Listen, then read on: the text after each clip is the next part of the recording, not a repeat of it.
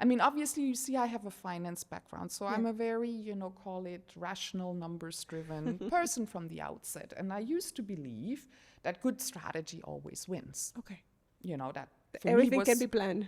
logical strategy and, data. As long as you've done your homework, on those two things, it will work. Well, I've learned, actually that I need three things. Okay. And that's strategy. So I do need strategy, I need culture, and I need execution. And all those threes, that triangle needs to work in harmony. Now, I do want to mention something because it's being published a lot. People talk a lot about it, and it's often said that culture eats strategy for breakfast. I mean, that's a common term that you hear a lot. I do have a more nuanced view, okay? I balance strategy with stakeholder engagement. That's the way forward. Think about a team that has perfect culture. Everybody, loves, what they are doing, etc., but they don't know where they're going. Okay. No strategy, okay? Well, that's, unfortunately also not necessarily so successful. Yeah. Or the team, has great culture, again, great harmony, but when it comes to getting things done, there are not that many people that do it really well. So again, that doesn't get you very far. So you really need those three. Yeah. So it is strategy, culture, and execution.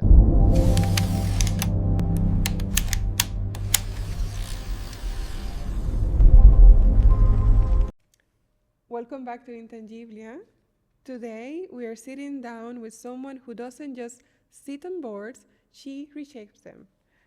Heidrun, sorry for my German is very bad.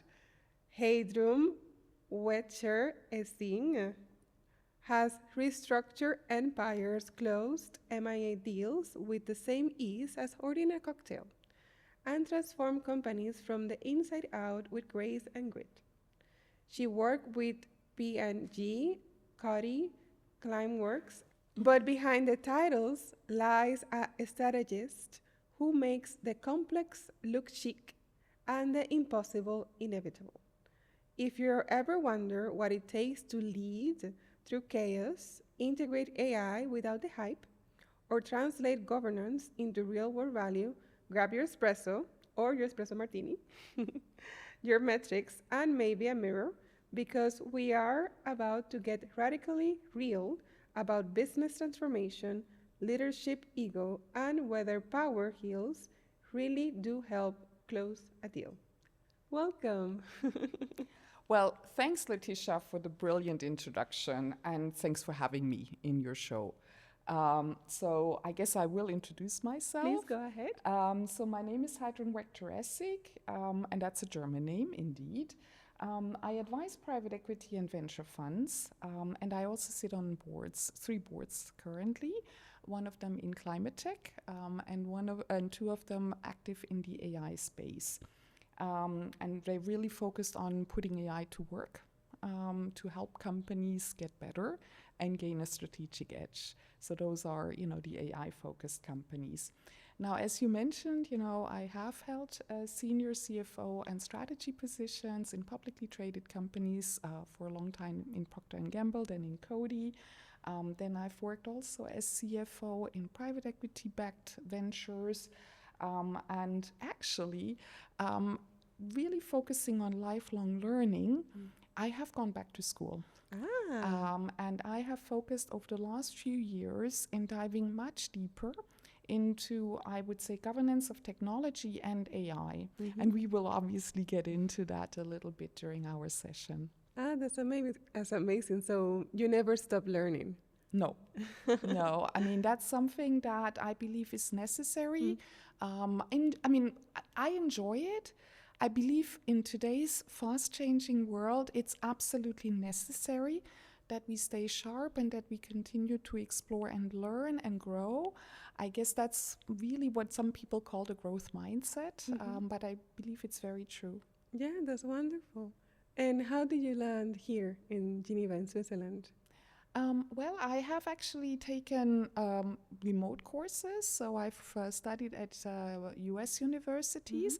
I've also gone for formal training on governance at a Swiss university in the German-speaking part of Switzerland, but I do surround myself actually a lot with real strategy and technology talent. Yeah. And we have a very active scene actually here in Geneva as well. We have a wonderful startup scene. So one of the companies whose board I joined recently is actually a company born in Geneva. Ah, Genova. Correct. Perfect.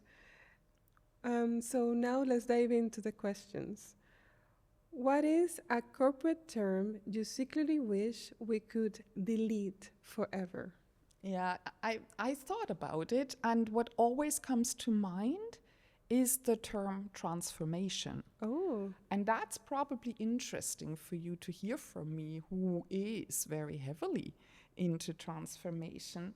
But I feel it's overused, and it often sounds like something that's done to people and not with people. okay. And in my experience, people respond far better when you give them tools, clarity, and support to adapt, improve, and find breakthroughs. And that's how I would like to actually frame the transformation work that's being done. So to engage the people that are in the center of the transformation. Exactly. I mean, I find transformation, when you hear it, you're going to be transformed. It feels a little, I don't know, not so comfortable. Yeah, of course. But if I talk about, let's, innovate, find breakthrough, let's enhance, let's get better, that's a much more engaging and more positive. conversation that we will have.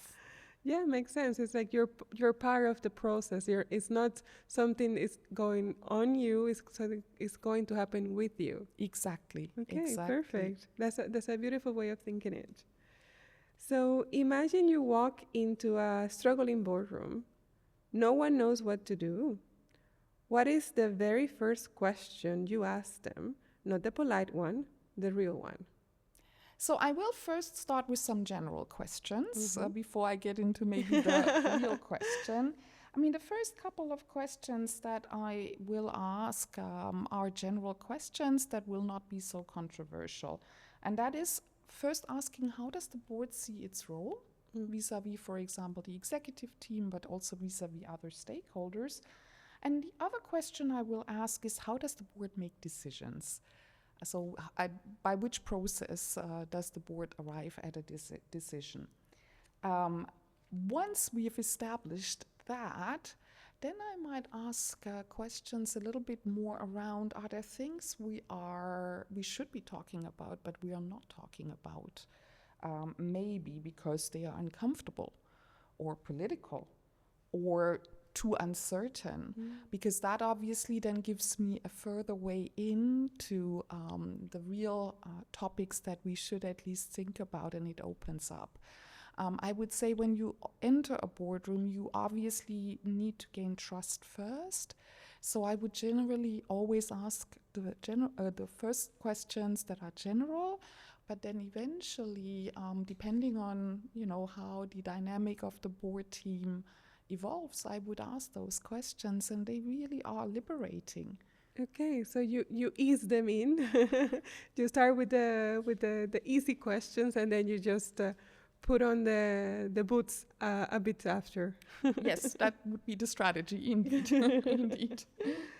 And what is a transformation strategy you've seen everyone fall in love with that actually doesn't work unless you got a unicorn team? So I thought the question was very interesting because you mentioned a unicorn team. So that means obviously these, water walkers, high performers, etc. And if I were to answer the question specifically with that in mind, then I would say the transformation strategy that's called agile everything will not work with normal people, okay? It may work with the unicorns, by the way, even there. I'm not exactly sure that it will always work, but, unicorns can maybe find their way. They are, able to, independently find solutions. They're more resilient. Yeah, more resilient. But I would say even there, by the way, trust, decision rights, and alignment is kind of helpful, even if it's a small team. Yeah, I mean, for sure, in larger companies, in larger environments, agile everything is a little bit overhyped.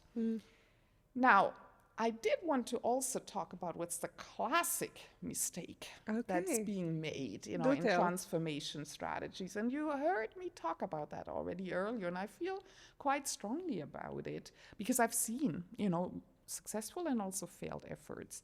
And what I've seen is the classic mistake is that top leaders design a transformation plan in isolation. So they sit in a corner office and develop the plan. They roll it out. They say to the organization, you know, this is now what you will do. No. And then they think execution will follow. Well, it doesn't. Because you can't really mandate belief. And that's something we talked about already earlier. I mean, you just can't force people to believe something. So if you come and you say, this is the transformation strategy, now go execute, there's a high chance that you will only get partial results, suboptimal results, or even no results. So that's really another one that I wanted to highlight, actually, as a key trap. Yeah, so the person sits in his corner, does all the work, and then expects everything to magically happen. Exactly. Which is not the case. Exactly. Now, you are coming, obviously, from a country that I would imagine is quite agile, right? In the way it solves problems and so on. So but it's really, even in, you know, more, call it hierarchical societies, people like to at least understand the, you know, where, the why, and the how. And they like, and in order to understand these things at a deeper level, it's not enough to just hear once. So that's why it's helpful to involve people. Yeah, to engage them in from the brainstorming until the execution. Exactly. Yeah, makes perfect sense. And you've seen 50 plus mergers and acquisition deals. Please give us the most underrated signal that a merger's going to flop before the ink dries. So before I give you the most underrated signal, I want to give you the top signal. The top, the top signal. The big red flag. The big red flag, exactly. And I would say it's hubris. And, you know, it's often combined with a lack of understanding of the specificities of the business model or the capabilities of the target company. So that's the top, I would say, you know, issue I see, that deal teams come in, they say, oh, well, you know, they don't know what they are doing. We know better. And of course, there is always an improvement plan when an M&A deal is done, and it needs to be, because that's how, you know, the value gets created. But it is really very, very dangerous to come in with the idea, I will know it better. And so that's why I say hubris is probably the most common, the top reason why M&A deals do not always go according to plan. And that, of course, then also combined with, you know, a few other factors, not having done the homework as deeply. But let's come to the underrated one, you know, because you asked underrated. So I was thinking about, you know, what's underrated, you know? And the one thing that did come to mind, and I've seen that in my practical experience, is actually when there is not so much clarity about the what will not get done and the hard trade-offs. You know, on, you know, what you might deprioritize. And that's often a precursor to poor integration planning, because, you know, people just, you know, run, try to get everything done, which typically results in suboptimal integration plans. You also have this as a symptom of political fear, you know, so if two cultures are coming together and people don't openly say, well, we're not going to work on this, let's only work on that, that can also be, you know, underrated sign. also can show internal power struggles, and also can be a precursor on a subtle precursor of powerful future misalignment. So that's what so we have the top, and then we have the underrated. Yeah. So the underrated is lack of choices. The top one is hubris, But thinking that you know better. it will be like a snowball effect, because they will start like very small little problems here and there, but you have seen it in practice that they start small, but they end up breaking the cultural, breaking the dynamic in the organization. Absolutely. I mean, M&A deals in general are complicated. Yeah. They are risky. And so, of course, a lot of work is being done on due diligence. And I mean, we have, great teams that, really dig deep. And despite that, sometimes, these types of things that I was mentioning earlier, which have a little bit more to do with the mindset and behavioral attitudes are just as important, actually, and they are harder to spot. Yeah, of course, because they're underrated. Yeah, and they're not on a checklist, you Yeah. see. You have all the due diligence checklists. You have, okay, we've done the tax due diligence, we've done the IP, we've done, the legal. Exactly, we've looked at the books, financial due diligence. So all of that is very structured, but these things are less structured. Yeah, so that's hard to spot. So, and also it requires for you to have a deeper understanding of the organization, of the people involved as well. Yeah, absolutely. And of course you learn by doing. I mean, hubris that I was mentioning before is not intentional typically. It comes through a lack of understanding of maybe some of the intricacies of the business. But then also a firm belief that one can do it better. Yeah, perfect sense. And let's see. What is something you believe as a young executive that experience totally destroyed, and what replaced it? Yeah. I mean, obviously, you see, I have a finance background, so I'm a very, call it rational, numbers-driven person from the outset. And I used to believe that good strategy always wins. Okay. That for Everything me can be planned. Logical strategy and, data. As long as you've done your homework, on those two things, it will work. Well, I've learned, actually that I need three things. Okay. And that's strategy. So I do need strategy, I need culture, and I need execution. And all those threes, that triangle needs to work in harmony. Now, I do want to mention something because it's being published a lot. People talk a lot about it, and it's often said that culture eats strategy for breakfast. I mean, that's a common term that you hear a lot. I do have a more nuanced view, okay? I balance strategy with stakeholder engagement. That's the way forward. Think about a team that has perfect culture. Everybody, loves, what they are doing, etc., but they don't know where they're going. Okay. No strategy, okay?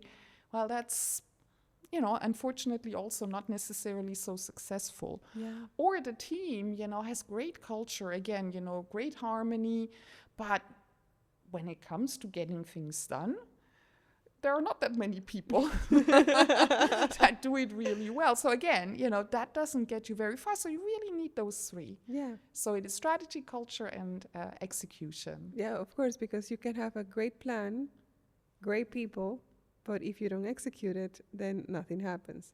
Or you can have great people with great execution, but they're executing things that are without a plan. So it could lead to great success out of luck or a big disaster.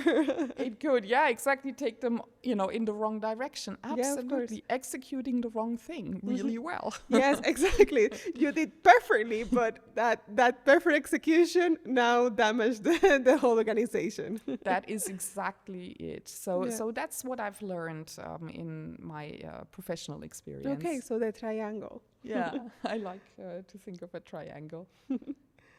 And what is the most overhyped thing you've heard about AI in the boardroom? and what is the one who no one is talking about enough? Mm. So, I mean, AI in general is, by the way, a big topic. So Yeah.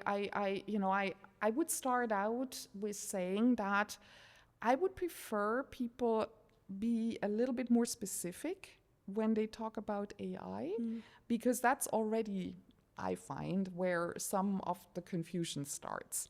But let's keep it simple for now. I mean, I would say the most overhyped thing is that AI will solve problems independently, autonomous, and it'll just get things done. I mean, that's quite heavily hyped these recent months. I mean, we are starting to talk about artificial general intelligence and all of these things.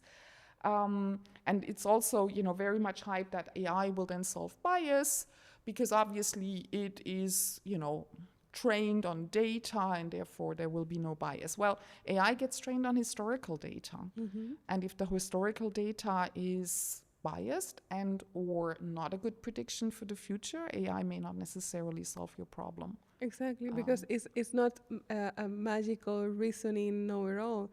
It comes from data, from what you feed the machine. Absolutely. So if you feed it wrong data, then it's going to come out with wrong outcomes. Absolutely. And that's something that is, I would say, overhyped, that AI can solve everything. What's underhyped, in my opinion, is a more nuanced view of what AI can really do to gain strategic edge. Few companies and few boards have yet fully understood in which areas it can really help them make better decisions, or accelerate maybe innovation, or execute better, or also, of course, become more efficient. The more efficient part, incidentally, is one that we want to see, but I would say the other ones, which is, how do I innovate better? How do I make better decisions? How am I more focused, maybe on my target market, etc., are really the ones where I can do quite a lot if you use it well. And that's not yet very well understood. And for that, you need to really understand your company.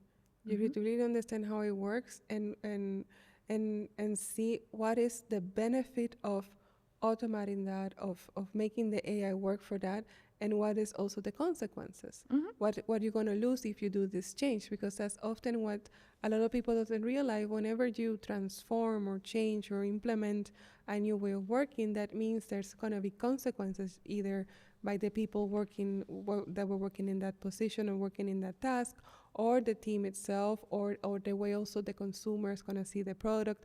So there's a lot of things that can really change, that are not necessarily part of the thinking plan of the person doing the decision, making the decision. Absolutely. And I think you're mentioning a point that is dear to my heart, which is things are never static. I mean, we have interaction between a lot of different things in the world. And therefore, it is really problematic to take a static view as you then think about also making changes to AI. And an example would be, and I've been asking that question early on in my board circles, because I'm part of several of those board circles and networks, which is, but if everybody implements the same type of AI, what's the strategic edge for the company, right? So you really, is it then about execution? Is it about one company doing it really much better than another? But what does really much better mean? If you have the same basic model that you're drawing from, right? So I think those are the questions indeed that need answering, and also a little bit more of a forward thinking.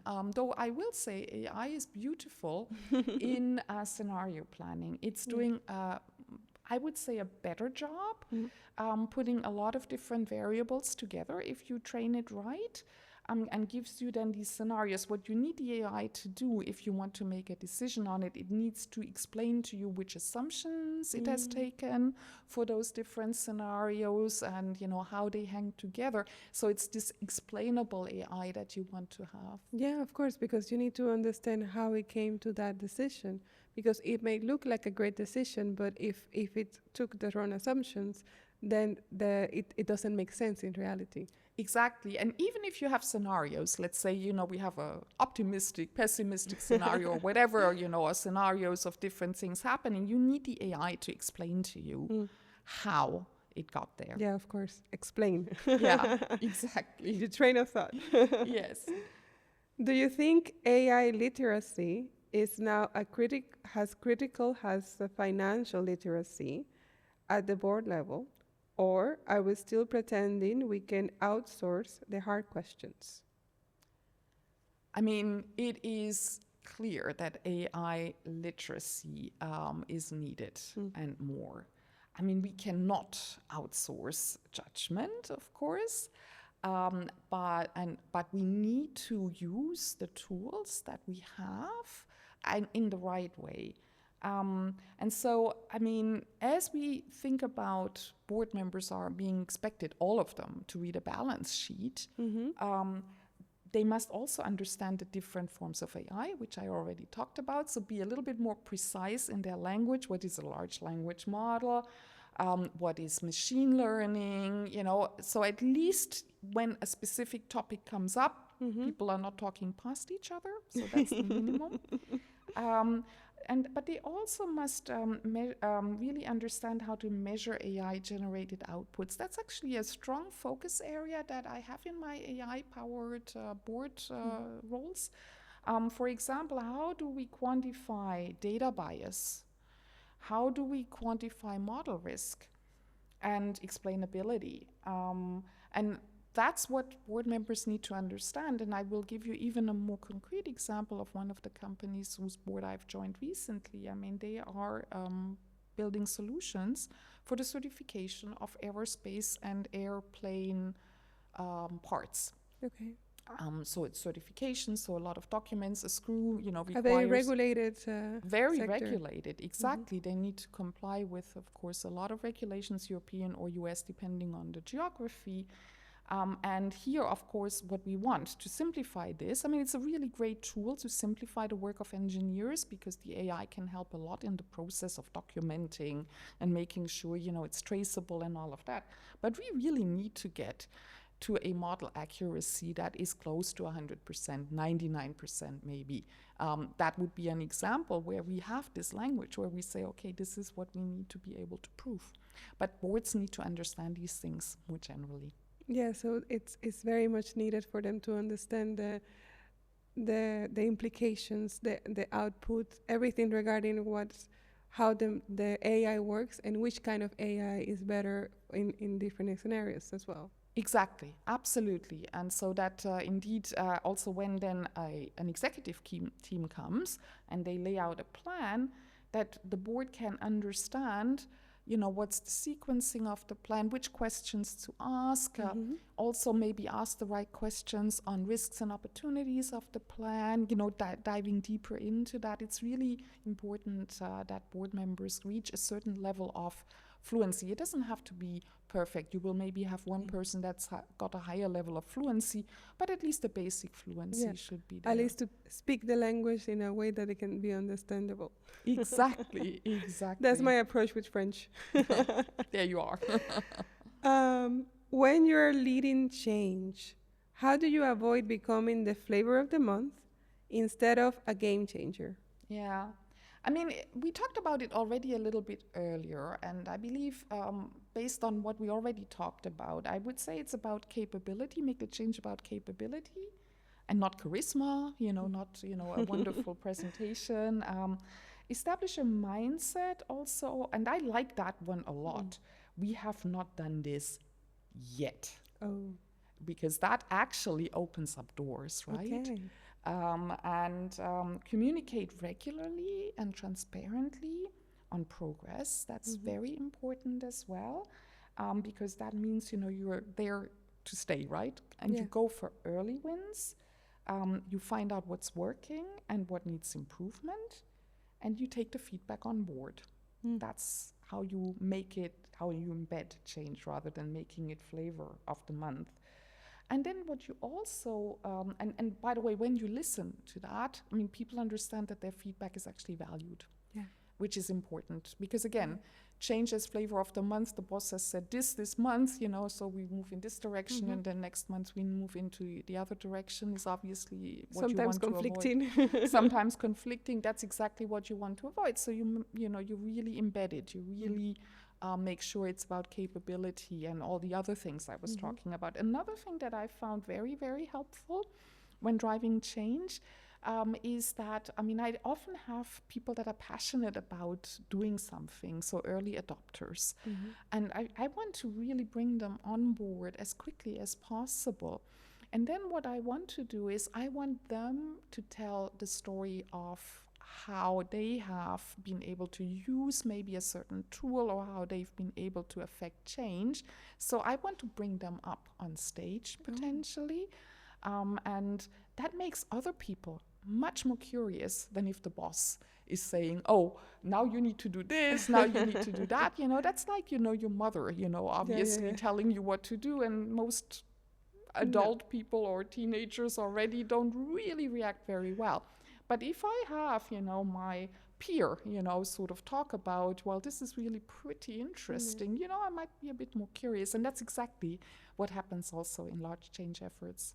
And you can change the perspective because people get in the shoes of the other person and say, well, this is something that I can see from this side. It really makes sense. So they get excited about it as well. Exactly. So those are some of the things that I've learned, along the way, how we make change stick.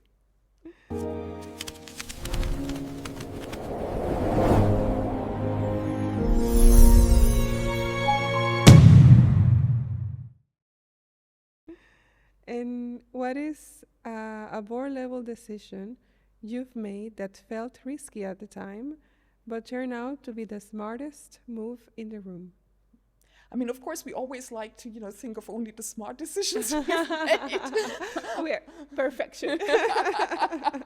By the way, it's equally as important sometimes to talk about the less smart decisions we've made, but let's talk about smart one that I feel, I've been a strong part of. And that was actually in a business where we were already market leaders. So we had the leading brand. This was a branded products business. And we proactively disrupted ourselves and the status quo because we launched actually and expanded, our business into another brand, a lower price brand. So when you're the market leader, you have got the best brand, and so on. That is actually, can be a pretty risky move because you might actually sell the same amount for lower price, okay, and that's risky. But there were a lot of elements that the team had thought about in terms of how to execute this such that it would add to the business that felt strong, but it was still pretty risky. And in the end, what happened was indeed good execution, good strategy, good execution, good culture, brought this all together. And this brand actually accelerated the growth of the business from historically 5% to 20%. And profit also grew in similar ranges. So you can imagine how beautiful of a decision this turned out to be. We like that. It's a memorable one. And you want to tell me a mistake then, since you said you learn more from mistakes? That's good. Look, sometimes I would say the mistake I've made is not maybe pushed hard enough for change when I already knew it had to happen. That's definitely, and by the way, many people say that, but it has also happened to me. For example, let's stay on the brand portfolio because we were on a brand portfolio here. A brand has limited chances to grow back, but you have a very engaged brand team that comes to you and says, we have an idea, we want to do this. It's gonna turn things around. Exactly, and you kind of. In the depth of your heart, it's very unlikely that they can do it, and you still go ahead with it. So that would be the typical mistake I've made it for sure. I mean, of course, it also goes in other areas where, this is not going quite the way it should. And we really don't always act on the instinct as quickly. And of course, what I will say is there is confirmation bias maybe also at play, because when you think about it afterwards, you say, I should have acted faster. Of course, that's always the trap that we need to also avoid, that we say, knowledge, hindsight is 20/20, right? That's what people say. You're always wiser after. Yes, but there are, you make mistakes. I mean, I think the critical thing, the philosophy that I've always liked to implement is, first of all, try to figure out the risk of decisions we are taking. Can we reverse them? Okay. What's the maximum, when it comes to financial, what's the maximum cash exposure that we have? And in an ideal world, you want to, spend a little and learn a lot. And even if you fail, I mean, be then ready to say, okay, this didn't work, cut it. And don't fall in love too much with the idea, which is what we were talking about. But it's really, really helpful to at least, then say, okay, we tried this, it didn't work. Why did it not work? Go a bit deeper into it, study it, and learn, build a culture where it's okay that we didn't get it right. It's okay to fail. Just keep trying. Exactly. And what do people misunderstand about power in the corporate world, and how do you define it now? Yeah, I mean, people confuse power with dominance. Most of the time, or very often. To me, and I've learned that over time because I've seen incredibly effective leaders that were not your standard big person. The big person in the room. Yeah, exactly. So real power is the ability to influence and to ensure that things get done with excellence, ideally. That's real power. And sometimes this also can mean that you need to get out of the way and let the right people do the work. Don't try to, micromanage, things. So that's that type of power really helps you shape outcomes without showing your hand always. And that's sometimes also what's underrated. I mean, people still very often think about the alpha male, leader. And sometimes that's necessary because people need to have this visible person in the room, particularly when there is, a lot of uncertainty and so on. Then you need to at least, be very visible, and you need to give people clarity. Certainty you most of the time cannot give them, but you can give them clarity. But in many cases, it's also helpful to really actually work, on different stakeholders to make things happen. That can be very powerful. Yeah, and influence is the real power, as you were saying, is the ability to change people's mind, to push them forward, to even when there's no certainty, that they still feel the trust, that they say, okay, we don't know what's going to happen, but we're going to try. As a team, we're going to keep pushing forward, and this is the connection that is shared among the team, and you can really tell when there's a influenced person, an influenced leader that can really push the team forward, even when there's nothing on the horizon, so it's only darkness. So this is a beautiful way of seeing it, like really influence the team, influence the change, influence the mindset, inspire as well. I think that is really the power of inside leadership. Absolutely, indeed, yeah. Not always the dominance. Yeah, not always the big person in the room with the loudest voice. Exactly. And if AI could analyze your career like a data set, what would it probably get wrong about your impact? Yeah, I mean, I was thinking about that, and probably AI would say I was optimizing outcomes because, I'm talking about track record and all of that. But actually, what it really was behind that is balancing contradictions. Really stability versus reinvention. Where do you keep things stable? Where do you invest? Where do you innovate? That type of contradiction.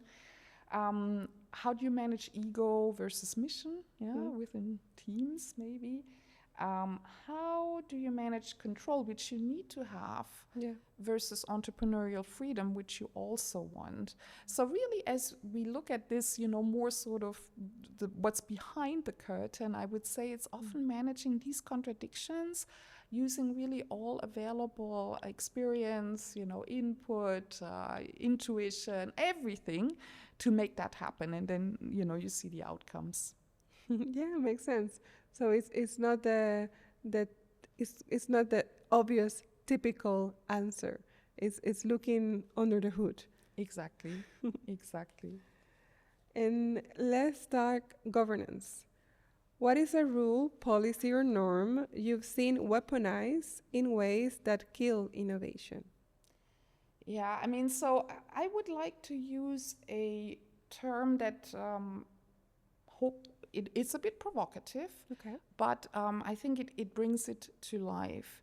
There is smart, complexity, and governance, and there is dumb, complexity, and governance, okay?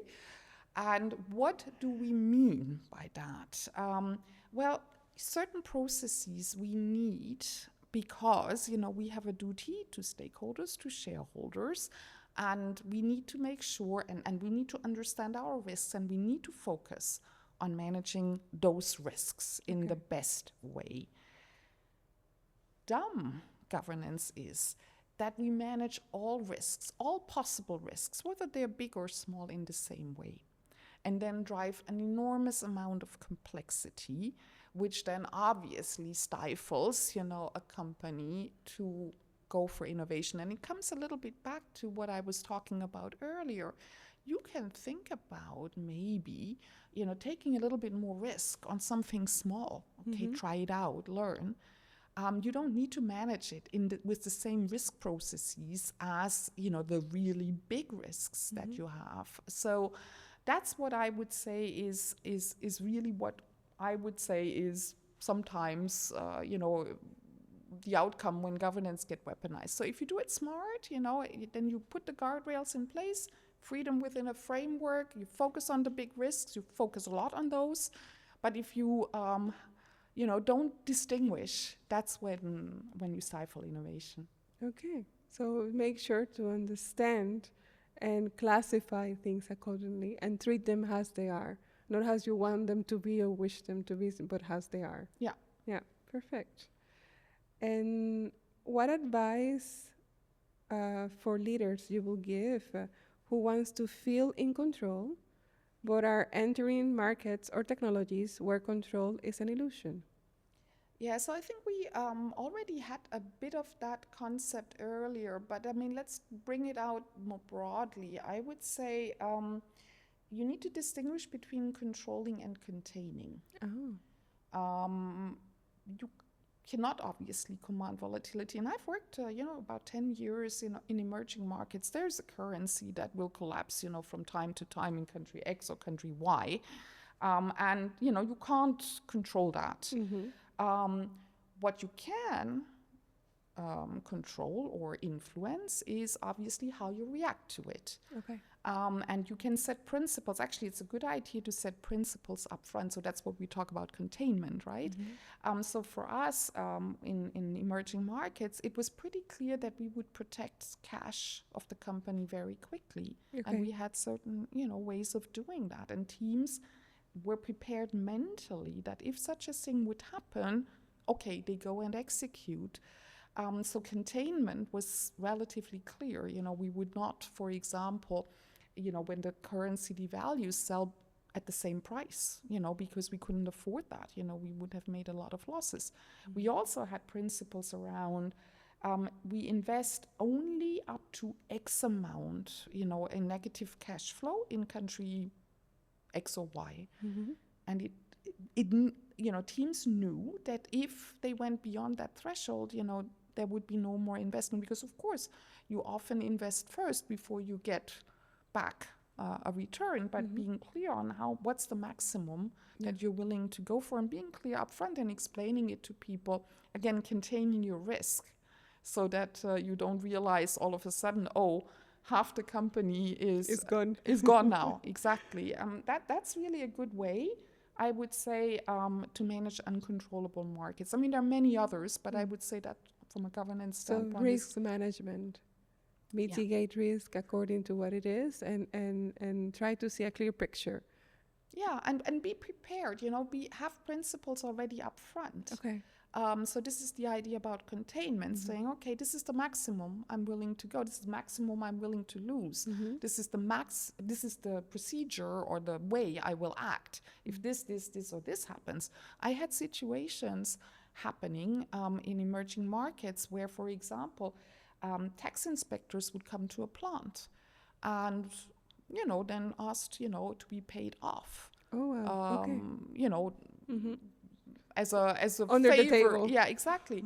And we had, call it, upfront principles as to how to act in such a case. Oh, wow. Okay. So that, people wouldn't be left, in a very stressful situation, trying to figure it out. Yeah. So that's what I mean. So you contain, the risk up front. You say, okay, and you have maybe then support as well. But that's what you want to do. You don't want to be... You don't want to panic in the moment, especially something like exactly. that, so delicate, because you say, well, if I do it, it is wrong. If I don't do it, we may be at risk. So it's a... Yeah, you have a procedure. It sounds a bit too formal, but you have a process at least, where the person calls and but already knows, they will be protected, for example, that type of thing.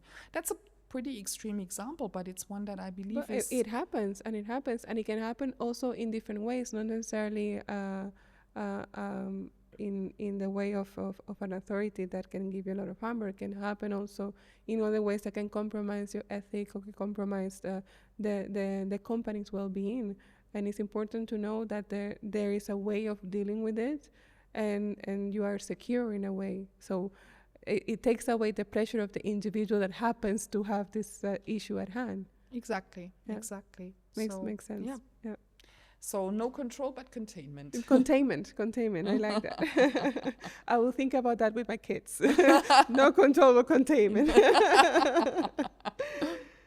And what is a moment when you knew this isn't just about numbers, this is about legacy? Yeah, I mean, of course, when former team members tell me that I've had a profound impact on their development and their careers, I mean, those are, the moments when you realize it's actually really not about the numbers, it's about legacy. When people tell me, oh, actually, we observed you here, and that really helped us later in this particular aspect. Or, of course, sometimes they will also criticize me, but of course, generally, generally, when people say, oh, but you really helped us here, those are legacy moments. Yeah. And sometimes you don't realize it when you're impacting people. And they come later to you and say, well, you really inspire me when you said this, or when you talk about that. And you get really touched when people reveal that to you, because it is not obvious. At least in my experience, I've never been in the moment when I'm doing the impact, I've never been aware that I'm actually doing the impact. Exactly. And by the way, I mean, I will go also to the tougher side, and tell you an honest story as well on the opposite side. But it was wonderful still in the end. Some team member a few years ago came to me and said, we were very angry with you. And I go, okay, what have I done? And they said, people said you said yes to XYZ project. And it was so much work, and it really didn't make sense, and people just said, Heidrun said yes. And I said, oh my God, I didn't realize, this was, such an issue. And by the way, I don't even remember having said yes to it. I probably said in a meeting, and just, didn't object, said, okay, yeah, sounds like a good idea, and didn't really, engage deeply. But it was also a good sign because, people felt, and I thanked him. I said, thank you that you told me. Yes, because they have the trust in you to be themselves and tell you the truth of what they thought about what happened, because you have built a relationship with that person. So that's also tells that is a great working environment when your team is not afraid of coming forward. Absolutely. But I also realized, the power, that was invisible to me. My power that was invisible to me, because me just maybe making a little side comment in a meeting, saying, "Oh yeah, sounds like good idea," would trigger something. A chain of events. yeah. So it was great to have the trust of the team to tell me. It made me understand that I had perhaps more power than I thought I did, and that I needed to be conscious of that. And yeah, it of course, led to, good, moments, leadership moments further down the line. Yeah, you learn, you grow, and you adapt.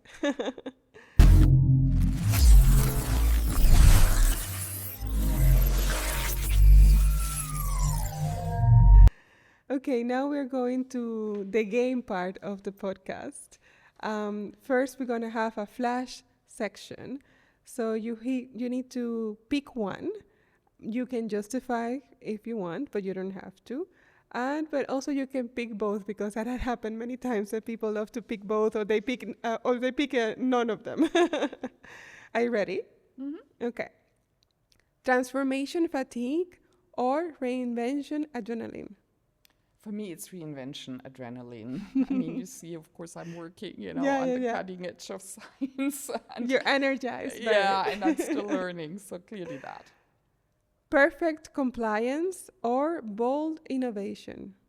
It will be innovation. However, compliance is the floor on which you want to build, and innovation is the ceiling. Okay. So I do want to have compliance as the floor as well. Okay, perfect. I like that. It's a very clear visual. Floor, compliance, innovation, ceiling. So you come from the floor up to the roof. Legacy company with issues or promising scale up with chaos? Yeah, I mean, my trajectory shows that it will be the scale up. I mean, really enabling turning chaos into clarity is eventually, of course, quite exciting. I will say that I also appreciate helping companies that are struggling. But of course, the energy is different. Yeah, of course. Yeah. Trust the algorithm or challenge the assumptions? Challenge the assumptions. We talked about that at length. Yes, that's very clear. Strategy first or people first? So I have to choose one. Now, we talked about a triangle already, so I have to choose one. It will be people first. However, you heard my theory around the triangle. Yeah, it makes perfect sense. Private equity speed or public company scrutiny? I mean, private equity speed, but with thoughtfulness. Okay, not just about profit. Yeah, yeah. Deal heat or due diligence calm? So it is deal heat, but I really want to make sure that I can rely on thorough due diligence to make that deal. So a combination. Yeah, I need to have, great teams that do due diligence, or part of that. Myself, I also dig deep, but I, of course, get the energy from the deal heat, of course. Valuation boost or stakeholder trust? Trust. Always. Valuation follows trust. I mean, in the end. I mean, not in the short term, maybe, but in the long term. Yeah, it's what sticks around. Yeah.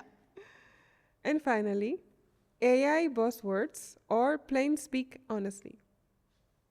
Honesty. Okay, now you take the palette of futurist and true or futurist. So you have to yay. pick true in the case that the scenario is something that you think that is happening already, is part of our everyday life, or is about to happen. Then you pick futurist if you think that is something way in the future, it may never happen, or hopefully won't happen. Okay. Board members will be rated publicly by shareholders. That is already partially true. Okay. Executive teams will use biometric stress data to decide when not to make key decisions. Futurist. Maybe one day. Luxury brands will require a permit to use the term sustainable. That's partially true Yeah, already. it's already happening in regulation. Yeah. Yeah. A board will reject a CEO candidate based on their digital footprint. It's already happening. Be careful what you post. Absolutely. ESG performance will be verified through autonomous auditing bots, not firms. One day, maybe, but we talked about autonomous AI, Yeah. co-pilots maybe soon, Okay. autonomous, not yet. Not yet. AI will be used to simulate shareholders' reactions to major decisions before the press release goes out. Absolutely, it's already happening. You Yeah. can do it today. Yeah. Sharing a board will require formal certification in AI literacy and digital risk. One day, maybe. As AI populates more spaces. Exactly. A company's carbon footprint will appear on product packaging by law. Yeah. That's Yeah, yeah. TimeWorks, of course, is into some of that. The most valuable metric for investors will be how quickly a company admits it was wrong. Generally true. Yeah. Of course, some exceptions, but generally true. And finally, companies will be sued for performative innovation. Futuristic. Now, they could be sued for bad capital allocation potentially, but that's still pretty far out. Yeah. And it's also hard to measure. Exactly. Yeah. Okay, so final question of the day. If you could redesign the way boards create impact in the next 10 years, what would you change first? Some boards are spending a lot of time on quarterly reviews and typically also looking at the past. In an ideal world, I'd like to see a little bit more strategic capacity building, maybe also think about the rhythm in a different way, although that's already changing. Some boards are meeting more frequently and maybe shorter.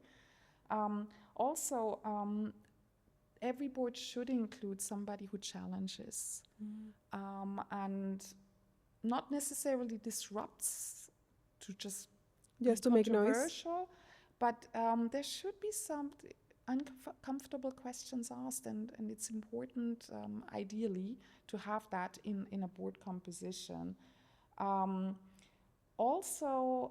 As we are thinking about what is the ideal board composition, it should not just reflect experience. I've been the CEO of a company X for 30 years or CEO of company Y, but it should probably also reflect exposure to risk, to scale, to failure, and to emerging tech.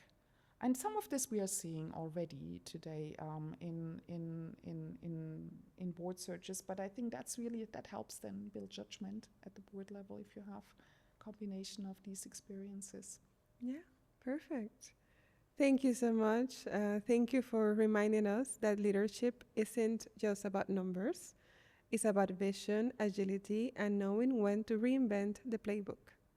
Because in a world racing toward smarter everything, the sharpest edge isn't just tech, it's the people who know how to wield it. And sometimes the boldest transformation begins with a well-placed question and a fearless answer. Thank you so much. Thank you, Tisha. Thank you.